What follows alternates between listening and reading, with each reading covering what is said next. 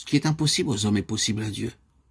Bien des chrétiens ont appris cette leçon, c'est impossible à l'homme, alors ils se sont abandonnés au désespoir, ils se sont résignés à vivre une vie chrétienne misérable, sans joie, sans force, sans victoire. Pourquoi? Parce qu'ils ne se sont pas humiliés pour apprendre cette haute leçon.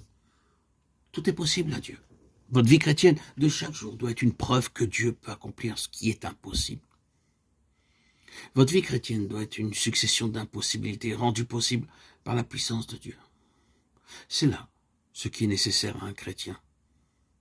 Le chrétien possède un Dieu tout-puissant qu'il adore et il doit apprendre à comprendre ceci.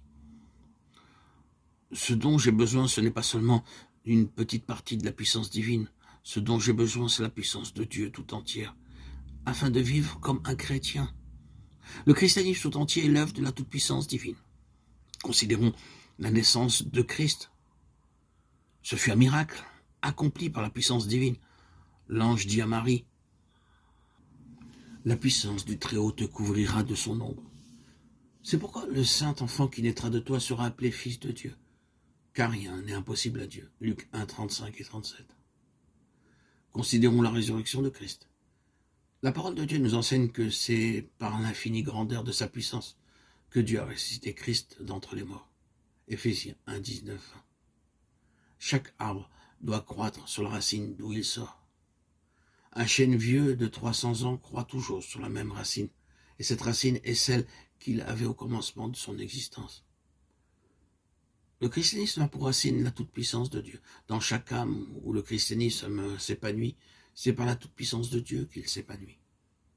Toutes les possibilités d'une vie chrétienne plus haute ont pour origine une nouvelle appréciation de la puissance de Christ, qui peut accomplir en nous toute la volonté de Dieu.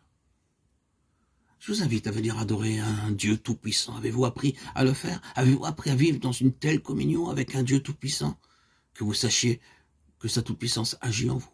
L'apôtre Paul dit, « Moi-même, j'étais auprès de vous dans un état de faiblesse, de crainte et de grand tremblement. Et ma parole et ma prédication ne reposaient pas sur les discours persuasifs de la sagesse, mais sur une démonstration d'esprit et de puissance. » 1 Corinthiens 2, 3, 4. Du côté humain régnait la faiblesse, mais du côté divin régnait la puissance divine. Ceci est vrai de toute vie chrétienne, et si nous apprenions mieux cette leçon, si nous donnions à Dieu tout notre cœur et toute notre vie, nous connaîtrions quelle bénédiction il y a à vivre chaque jour et à chaque instant en compagnie d'un Dieu tout-puissant.